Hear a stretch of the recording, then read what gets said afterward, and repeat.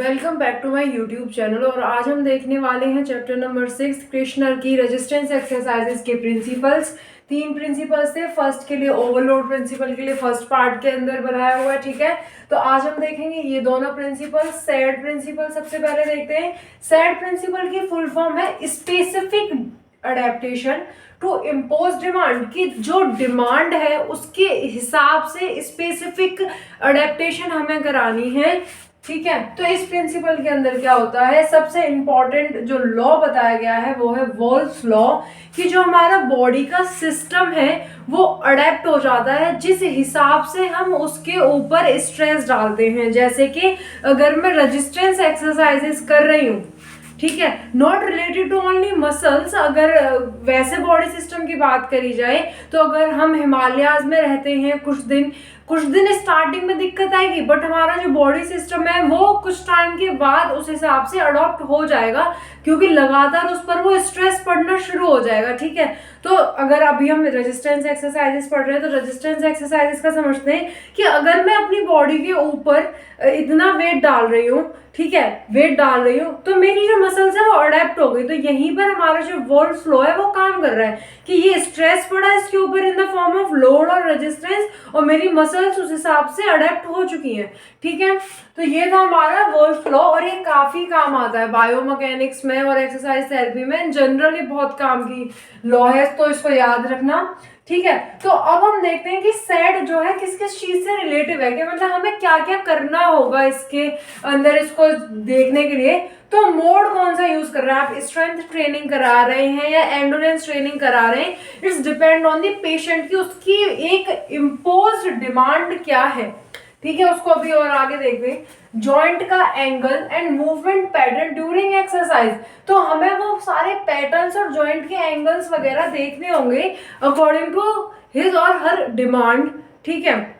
जैसे कि मैं बताती हूँ कि अगर मैं एक एथलीट हूँ, ठीक है, या एथलीट हूँ या फिर मेरा जो काम है वो ऊपर नीचे चढ़ने का है, ठीक है, जैसे स्टेयर्स पे अप डाउन करने का, तो मेरी जो एक्सरसाइजेस मुझे कराई जाएंगी उसमें स्पेसिफिक अडेप्टेशन ये देखी जाएगी कि मेरी जो मसल्स हैं जो वहां पर यूज हो रही है, जैसे मेरी हैमस्ट्रिंग्स यूज होंगी, क्वाड्रिसेप्स यूज होंगी, तो वो सारी जो मसल्स हैं उनके ऊपर कॉन्सेंट्रिक एंड इसेंट्रिक वर्क किया जाए, ठीक है। तो ये एक एग्जांपल था कि कैसे स्पेसिफिक अडेप्टेशन कराई जा रही है हमारी हैमस्ट्रिंग की, क्वाड्रिसेप्स की, और वहां पर इसेंट्रिक कॉन्सेंट्रिक वर्क कराया जा रहा है, ठीक है।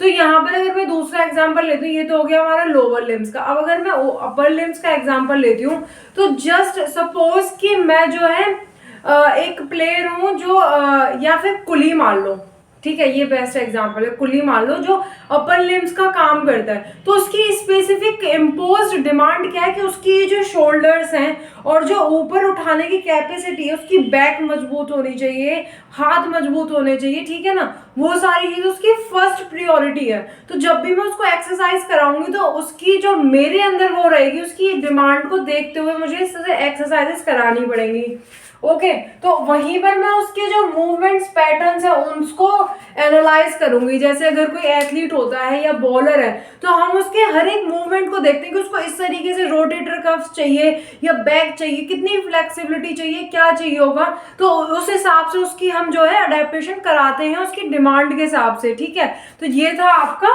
स्पेसिफिक डिमांड के हिसाब से। तो अब क्या होता है, इसके अंदर हमें न्यूरोलॉजिकल प्लस मेटाबॉलिकल चेंजेस देखने के लिए मिलते हैं मसल्स के अंदर, ठीक है। मेटाबॉलिकल चेंजेस क्या होते हैं कि उसकी जो एनर्जी की जो सप्लाई होती है वो इंक्रीज हो जाती है, एटीपी जो होती है वो एनर्जी को ज्यादा बनाना शुरू कर देती हैं। और मॉर्फोलॉजिकली चेंजेस, जैसे कि अगर मैं मेरे को बाइसेप्स का काम है और मैं बाइसेप्स कर रही हूँ, मतलब फोर आर्म्स का काम है, बिकॉज ऐसा तो नहीं हो सकता ना सिर्फ बाइसेप्स पे काम करो तो वो अपोजिट जो एनागोनिस्ट मसल्स हैं वो बेकार हो जाएंगी, तो वो प्रॉपर सिनर्जिस्टी में तो काम होगा ही नहीं। मतलब दोनों जो ग्रुप्स हैं वो आपके साथ में ही काम करते हैं। तो सिर्फ आप ये नहीं कि सिर्फ एक ही ग्रुप को फ्लेक्सर्स कंपार्टमेंट पे काम कर रहे हो, नहीं, आपको काम करना होगा, वो ऑटोमेटिकली काम होगा, तो वो आपका इस ग्रुप पर भी होगा और इस ग्रुप पर भी होगा, ठीक है। ये तो बेसिक्स है, मतलब आपको जो है ये बाकी सब्जेक्ट्स के अंदर पता होगा कि सिनर्जी में काम होता है, ठीक है, जब ये काम कर रहा है तो ये भी पीछे से वर्क कर रहा है। ओके, तो अगर मैं यहाँ पर आपका वर्क कर रही हूँ बाइसेप्स का और ट्राइसेप्स का, दोनों मुझे मजबूत बनाने, तो मेरे जो चेंजेस होंगे वो मॉर्फोलॉजिकली मतलब देखने में भी चेंजेस दिखाई देंगे। ओके, और न्यूरल अडेप्टेशंस भी हो जाती हैं। अब हम देखते हैं ट्रांसफर ट्रेनिंग, क्रॉस ट्रेनिंग या ओवरफ्लो ट्रेनिंग होती क्या है। ठीक है, तो ये होता है कि ट्रांसफर ट्रेनिंग से समझ आ रहा है कि ट्रेनिंग को जो एक सेट ऑफ एक्सरसाइजेस चल रही है, सिर्फ एक ही एक्सरसाइजेस पे फोकस नहीं करना, उसकी वेराइटी ऑफ एक्सरसाइजेस निकालनी है। जैसे कि अगर कोई रनर है, ठीक है, तो उसका इम्पोर्टेंट क्या है, अगर कोई रनर है तो उसके लिए इम्पोर्टेंट है उसके एरोबिक सिस्टम पे काम करना।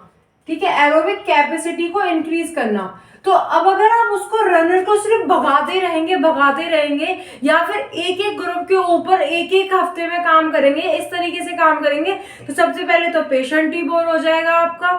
ठीक है, दूसरी चीज कि वो सिर्फ एक ही मसल्स काम करेंगी, बाकी सारी मसल्स इंडल्ज नहीं होंगी, तो वो कहीं ना कहीं उसे वीकनेस फील होने लग जाएगी, बाकी सारी मसल्स जो है वो उसके हिसाब से ग्रो नहीं कर पाएंगी। तो हमें क्या काम करना है, एरोबिक कैपेसिटी को बढ़ाना है। ठीक है, अगर रनर के केस के अंदर तो हम ऐसी एक्सरसाइजेस को इन्वॉल्व करेंगे, जैसे स्विमिंग हो गई, रनिंग हो गई, आपकी साइकिलिंग हो गई या ट्रेडमिल हो गया, ये सारी चीजें मतलब अलग अलग तरीके से हम सेट्स ऑफ एक्सरसाइजेस बनाएंगे जो उसकी डिमांड के ऊपर वर्क करेगी।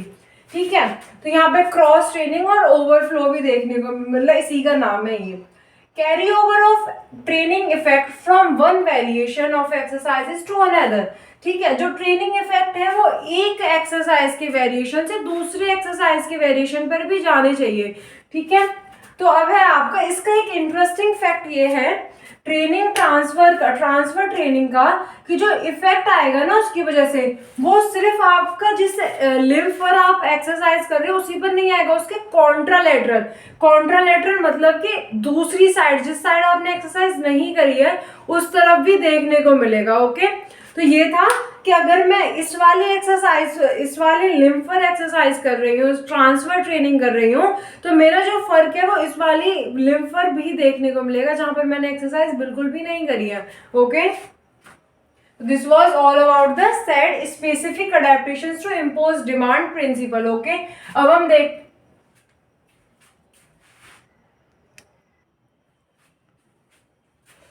तो अब हम देख रहे हैं अपना लास्ट प्रिंसिपल जो है रिवर्सिबिलिटी प्रिंसिपल। रिवर्सिबिलिटी के नाम से मतलब शब्द से हमें समझ में आ रहा है कि जो चीज रिवर्स हो जाए, वापस जैसी थी वो वैसी की वैसी वापस से हो जाए।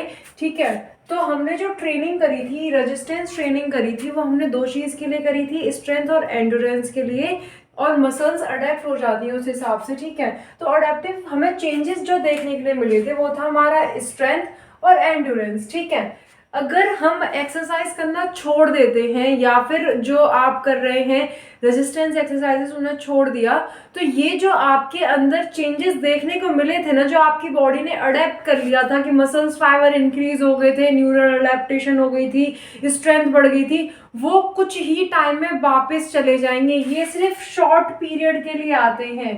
ठीक है, ये आपको कंटिन्यू करते रहना पड़ेगा जब ये लाइफ लॉन्ग रहेंगे।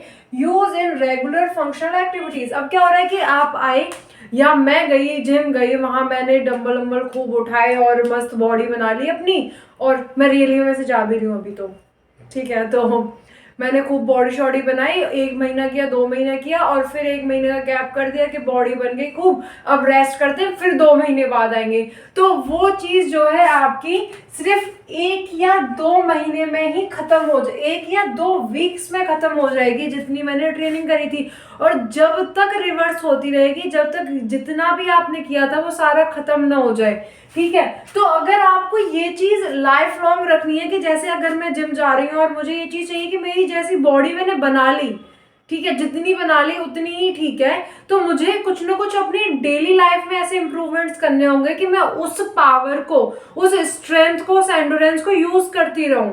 ठीक है, जैसे अगर मैं जा रही हूँ कहीं पर, तो मुझे अगर मैं जिम के अंदर चल रही थी तो मुझे कहीं ना कहीं इन्वॉल्व करना पड़ेगा। अपनी एरोबिक कैपेसिटी अगर मेरी बढ़ चुकी है तो उस हिसाब से मैं वर्क करूँ।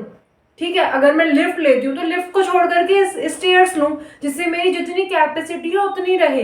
ठीक है। और भी छोटी छोटी मॉडिफिकेशंस होती हैं अपनी, इस डिपेंड ऑन कि जिसकी जैसी लाइफ स्टाइल है उस हिसाब से, जैसी वर्किंग स्टाइल है उस हिसाब से। बाकी ये है हमारा रिवर्सिबिलिटी प्रिंसिपल, जो सिर्फ इतना बताता है कि अगर आप एक्सरसाइजेस छोड़ देंगे या तो मेंटेनेंस प्रोग्राम को अडॉप्ट कर लीजिए, ठीक है, या मेंटेन करके रखिए उतनी ही कैपेसिटी को अपनी को जितना आपने अडॉप्ट कर लिया है, या फिर वो जो आपने अडॉप्ट किया है एंडोरेंस स्ट्रेंथ बढ़ाई है वो कुछ टाइम के बाद खत्म हो जाएगी। ओके, 1 या 2 वीक के अंदर, उसके बाद तक इतने टाइम में वो खत्म हो जाएगी। So thank you so much for watching my video. I hope आपको समझ में आया होगा ये तीनों प्रिंसिपल्स के बारे में। Thank you so much and subscribe my channel for more such videos. Thank you so much.